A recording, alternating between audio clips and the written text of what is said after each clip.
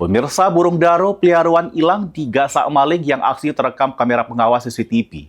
Ida, warga Jalan Bungaran 5, Lorong Paut, Kelurahan 8 Ulu Jakabaring, Palembang, bar pelaku yang sudah meresahkan cepat ditangkap polisi. Inilah rekaman kamera pengawas CCTV yang nunjuk ke detik-detik aksi si lanang yang maling hewan pelihara jenis burung daro di Jalan Bungaran 5, Lorong Paut, Kelurahan 8 Ulu, Kecamatan Jakabaring, Palembang. Dari rekaman tersebut, pelaku yang gunakan baju bekera warna hitam sepan pendek dengan santainya ngambil borong yang berada di juru sangkar. Dikata ke korban, dirinya baru tahu borongnya hilang 5 ekor pas pagi harinya.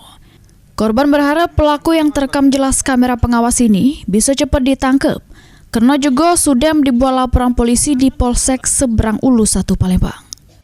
5 yang hilang, 5 ekor yang tak katik ni. Burung apa sih? Burung daro. Oh, itu pelawan kita deh, Be. Ya, Berapa kali kehilangan?